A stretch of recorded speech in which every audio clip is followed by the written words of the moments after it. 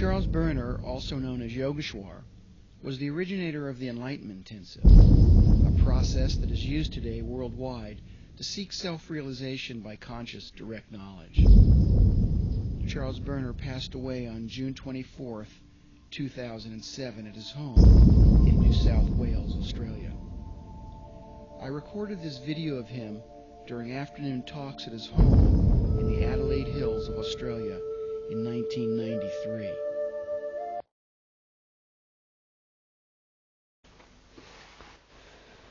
There was this young novice monk in a Buddhist monastery in China, South China toward Burma.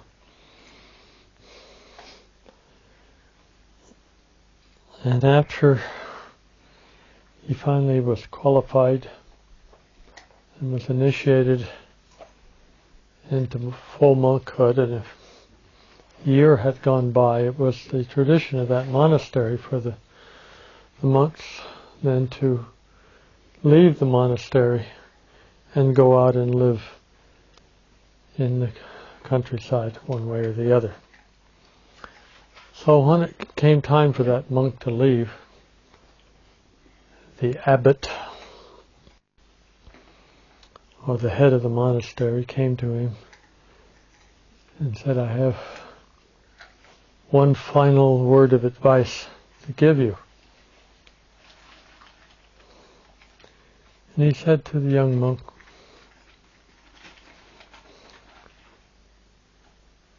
"Don't be concerned of what might happen to you when you leave here. Nothing can happen to you that is not your karma." The young monk was really impressed by this and well reassured, and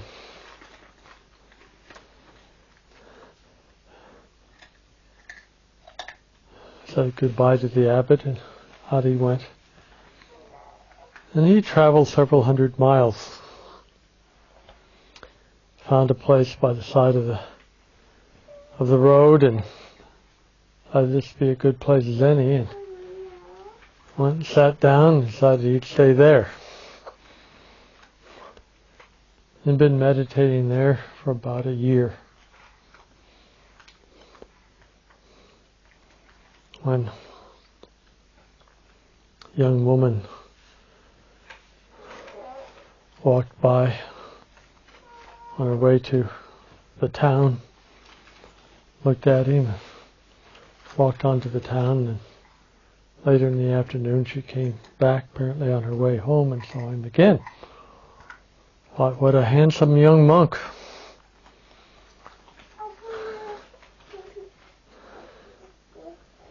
And she left the road and went over to where he was and said, "I want you to have sex with me." He said, no, I'm a monk, I've abandoned the world." She said, no, I'm insistent. And he says, "No, this cannot be." She says, "But it has to be." And she lifted her skirt and wrapped her legs around him and said, "You must." So he did.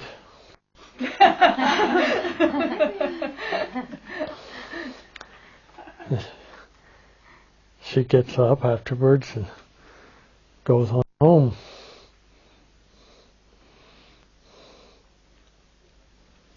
About 9 months later, 10 months later, she comes by, she's carrying his baby. She walks over to him and says, "Here, this is yours." Well, there was the baby, and she walks away. So for the next 14 years, he brings up this baby, takes care of it, and feeds it, stitches pieces of cloth together to clothe it, and teaches it as it grows older and older, more and more about life and truth. It turns into just a really handsome, beautiful, intelligent young man. The woman comes by again. Same woman? Same woman. Same woman, 14 years later. Sees the handsome 14-year-old boy and says, "That my son?" "Yes." Says, "You come with me." And she walked away with the boy. And the monk folded his hands and went on with his meditation.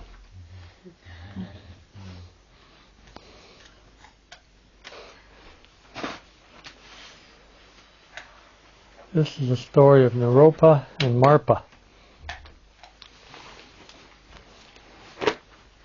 Now, Naropa was mainly responsible for the establishment of Tibetan Buddhism from India into Tibet. He'd been teaching for quite a while, and he was well known. When Marpa, as a middle-aged man, came to study with him,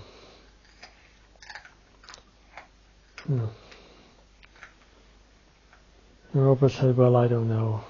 I've got other students." And Marpa said, "I'll do whatever you want." So Naropa says, "Well,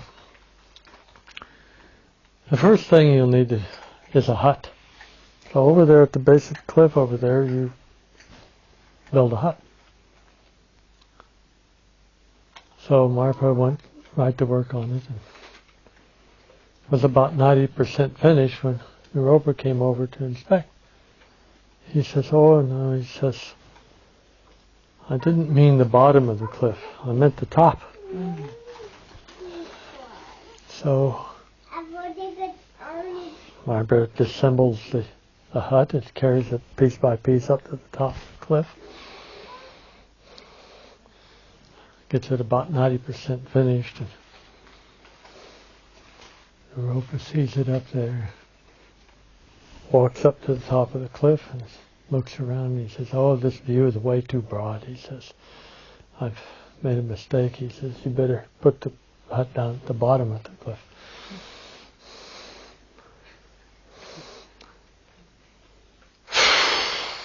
So Marpa says, "Well, all right."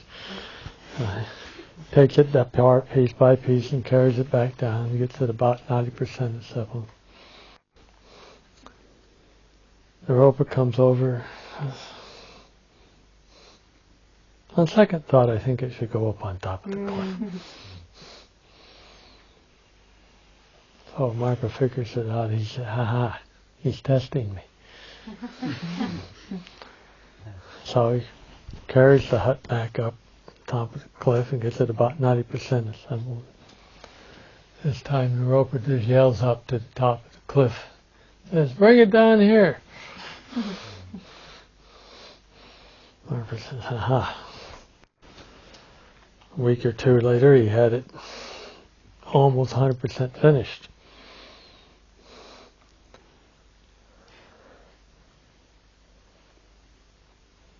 Naropa says, "Carry it back up to the top of the cliff." And Marpa says, "Are you testing me?" He said, "Yes." Carries up to the top of the cliff. He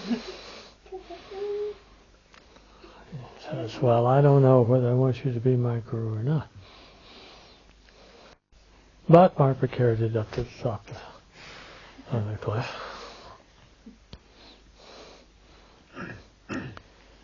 Naropa yells up, says, "Carry it down once more and I'll take you as my student." Oh, Marpa was really upset. He just ranted and raved, and he threw the parts down over the side of the cliff. Then he thought, well, they're already down at the bottom of the cliff. So he went down and reassembled them. Naropa says, "Okay, you can be my student now."